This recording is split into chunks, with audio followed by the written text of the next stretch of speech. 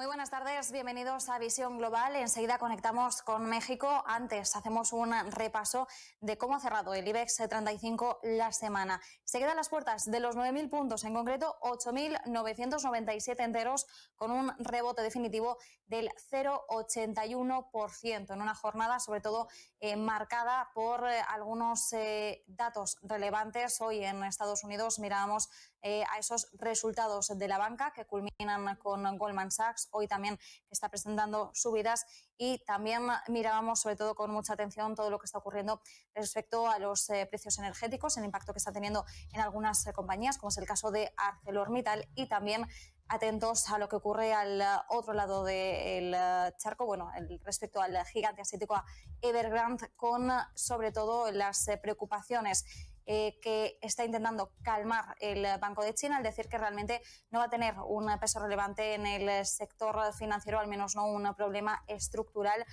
conociendo también que la semana que viene va a hacer frente al vencimiento de un cupón al 5,8% a 5 años. En todo este contexto es un placer saludar a José Ricardo Rangel desde México.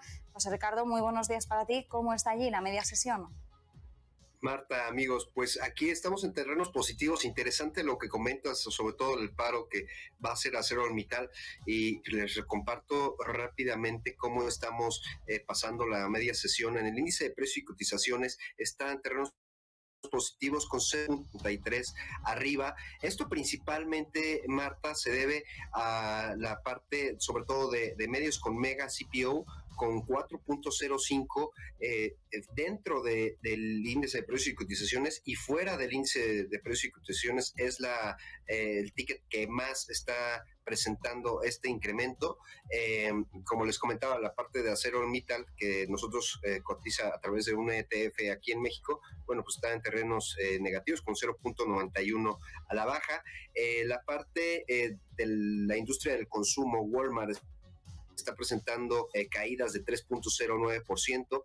La parte de la industria de la aviación con Volaris 1.20 a la baja. Recordemos que Volaris emitió deuda sostenible el día de antier por 1.500 millones de pesos. En la parte de FEMSA con 0.45, ahorita ya es superada por Alfa con 0.46 la parte industrial. Entonces tenemos un mix de industrias, principalmente te comento, la baja es consumo con Walmart, y la parte de ganadores, la parte de medios, pero comunicación con Mega Cable.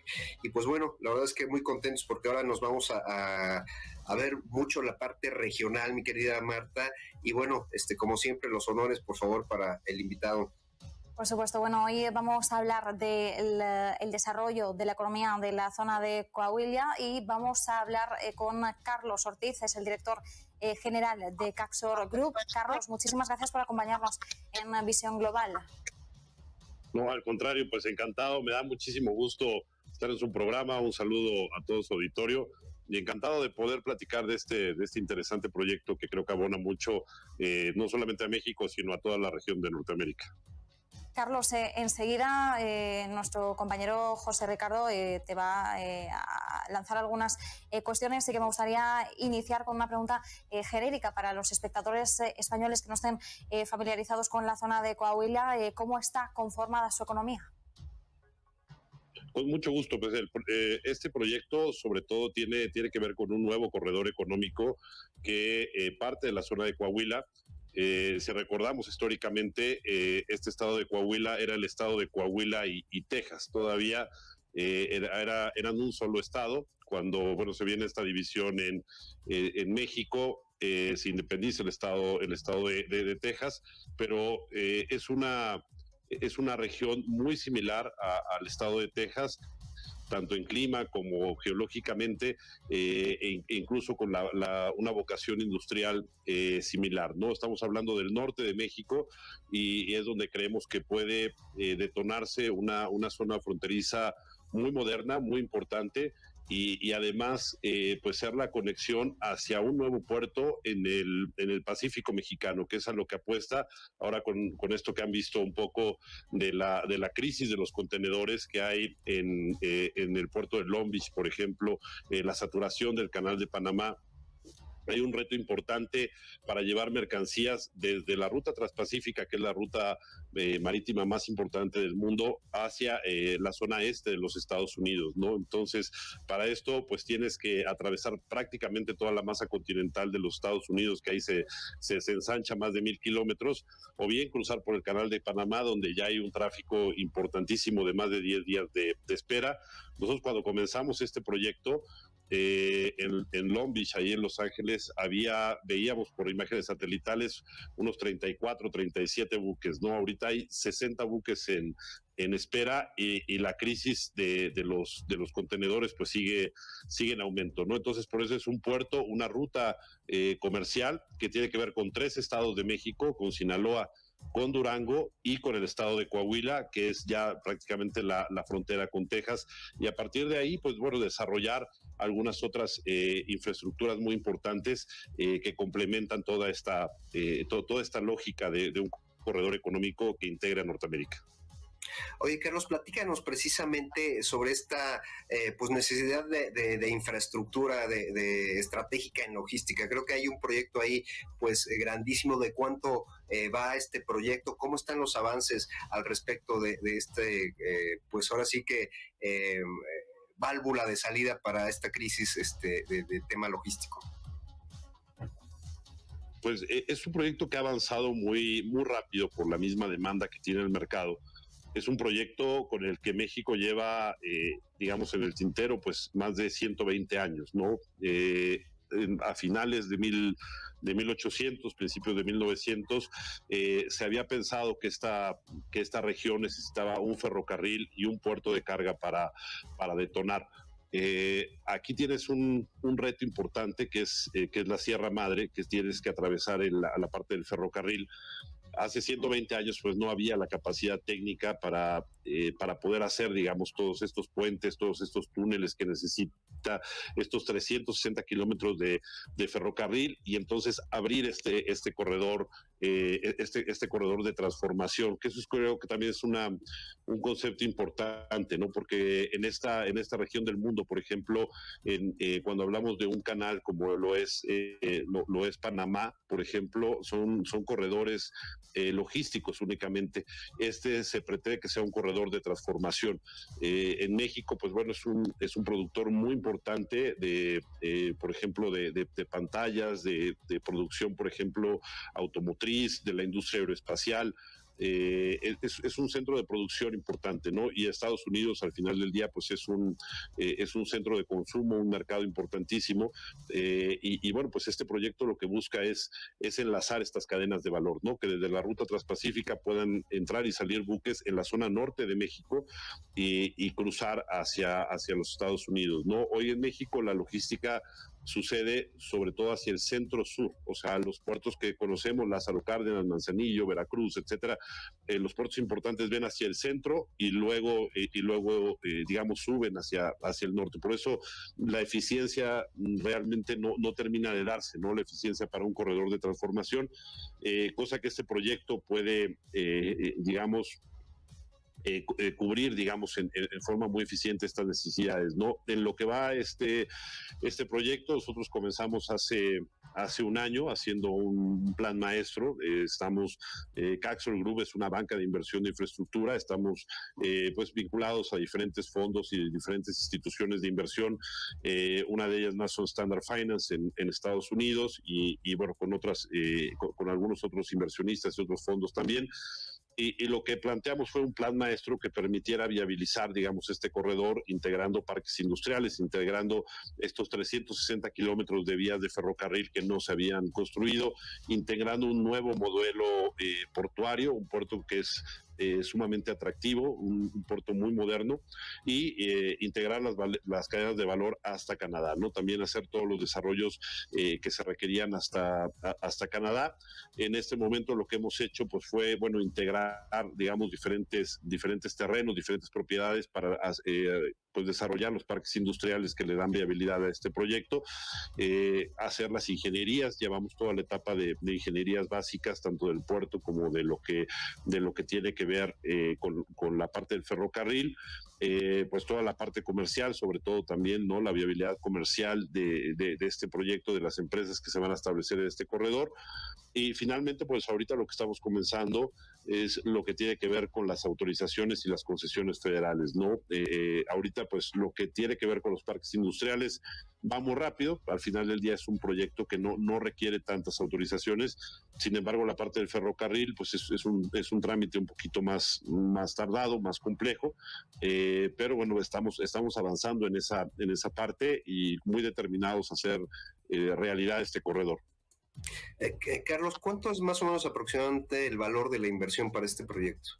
Estamos hablando que la parte del ferrocarril es una inversión de aproximadamente 1.200, 1.300 millones de dólares. La parte del puerto es un puerto de carga de unos 800 millones de dólares. La inversión en todos los parques industriales anda sobre los 1.100 millones de dólares, más las infraestructuras que se hagan en Canadá y en Texas, sobre todo es donde más tenemos planteados ahí varios activos, varias propiedades que se están desarrollando en materia industrial, en materia logística, en materia de puertos, y bueno, pues eso ya sumaría otro valor. Pero ahorita, digamos, esta primera etapa que lanzamos es exclusivamente para nuestro país, para México, y estamos hablando de una inversión aproximada de los 3.300 millones de dólares en inversión en México en materia de infraestructura. Es una inversión completamente privada, regularmente de fondos institucionales que les gusta la infraestructura como una colocación de largo plazo y que aparte pues tiene la viabilidad por la expectativa, digamos, pero bueno, son proyectos en donde tienes que luchar mucho con la reducción de riesgos, ¿no? La gestión de riesgos es algo importante. Y bueno, pues hasta ahorita se ha podido construir, digamos, esta autopista de inversión. Es el proyecto, sin temor a equivocarme, más importante en materia de infraestructura en México, en el área privada, ¿no? En México hay diferentes proyectos que todos conocemos, pero son con inversión pública, ¿no? Y este, pues, es creo que el más importante en materia de inversión privada en el segmento de infraestructura. Oye, Carlos, ¿tienen un aproximado más o menos del impacto en el PIB de los estados en donde se está gestando este proyecto? ¿De cuánto podría aportar el crecimiento ya cuando tengamos este proyecto? No tengo el dato exacto del impacto en el PIB a nivel estatal. Hay un impacto importante en materia de empleos, ¿no? Cuando menos pues se van a crear más de 10,000 empleos con este proyecto del corredor, más las empresas que se establezcan en él. Creemos que el impacto, digamos, todavía no lo hemos medido, ha sido más bien en positivo. Cuando comenzamos este proyecto, pensábamos que iba a ser importante para el país. Una vez que se fue desarrollando más y hablando con los gobiernos de Estados Unidos y con el gobierno de Canadá, vimos que tenía un impacto a nivel regional y a nivel de Norteamérica, y ahora que se están empezando a sumar pues algunos pues navieras internacionales y compañías importantes, pues vemos que tiene un impacto y una reconfiguración incluso de las cadenas de valor a nivel global, ¿no? Entonces creemos que es un proyecto que, al igual como grandes proyectos en el mundo, ¿no? Como como el Canal de Panamá, va a ser una propuesta que pueda impactar en todo el comercio internacional. A nivel estatal no tenemos ahorita exactamente el cálculo del PIB de cada uno de los estados, ¿no? ¿Cómo lo impactaría? Perfecto, Carlos. Pues la verdad te agradezco muchísimo, Carlos Ortiz, director de Grupo Caxor. Pues interesantísimo el tema, ya lo habíamos hablado, Marta, anteriormente, pues de la gran músculo que está metiendo la iniciativa privada para el desarrollo de infraestructura estructura en ella, pues hay un llamamiento al gobierno también para que pues pudieran hacer esta dupla a lo mejor en algunos otros proyectos de asociaciones público-privadas que tanto pues nos surge al país para empezar a generar esos crecimientos, ¿no? No, totalmente de acuerdo. Muchísimas gracias, Carlos. Te agradezco tu tiempo y seguimos en contacto. No, al contrario, muchísimas gracias. Fue un placer y estoy a sus órdenes. Muchas gracias. Buen día. Muchas gracias, Carlos. Muchísimas gracias también a ti, José Ricardo. Gracias, Carlos, por acercarnos a la realidad económica de esa zona de Coahuila. Mientras tanto, antes de pasar a Estados Unidos, tenemos que dejarles con una reflexión del fin de semana con Enrique Martínez. Recuerdo de pequeño cómo las celebraciones en la escuela en torno al 12 de octubre eran todo un acontecimiento. Si Colón no hubiera llegado, no seríamos unos aborígenes felices por no haber sido conquistados, como algunos pretenden hacernos creer. Simplemente no existiríamos. Por las venas de todos los mexicanos corre sangre mestiza, tanto europea como indígena. Nuestra raza es el producto de la fusión de dos culturas, y somos lo que somos gracias a ese encuentro de dos pueblos. Por eso, como mexicano, no deja de incomodarme que se ataque tanto al pasado. Un pasado que, quizá doloroso y traumático, no deja de ser nuestro origen. Si Colón no hubiera llegado, otro lo hubiera hecho. Por eso me parece un exceso pretender crear y encauzar un odio inexistente hacia su figura, como está sucediendo. Más aún, estudios contemporáneos han demostrado el origen judío sefardita de Colón, lo mismo que los fundadores de las capitales de Coahuila y Nuevo León. Los norestenses tenemos ese origen y cultura en común, gracias al cual comemos cabrito, tortillas de harina, dulces de leche y panes regionales, como el de pulque en Saltillo y las semitas de Bustamante. No es tanto tumbar una estatua. Al fin y al cabo, se trata solo de piedra y bronce, sino lo que está detrás y lo que esto genera. Significa rebelarnos contra nuestros antepasados, desconocer nuestros orígenes, avergonzarnos de nuestra historia. Genera problemas diplomáticos, crea discordia en la sociedad e inventa resabios internos. Los verdaderos enemigos de México no son los exploradores, los conquistadores, ni siquiera los colonizadores españoles, que por cierto ya llevan varios siglos de muertos. Los enemigos de nuestra patria son la pobreza, la injusticia, la inseguridad y la falta de oportunidades. Ahí es donde, unidos como sociedad y gobierno, debemos dirigir nuestros esfuerzos. Feliz Día de la Raza. Te saluda tu amigo Enrique Martínez. Que tengas un excelente día. Con esta reflexión de Enrique Martínez nos quedamos, nos despedimos de Visión Global hasta la semana que viene y les dejamos con nuestra corresponsal en Estados Unidos, Visila Bococo.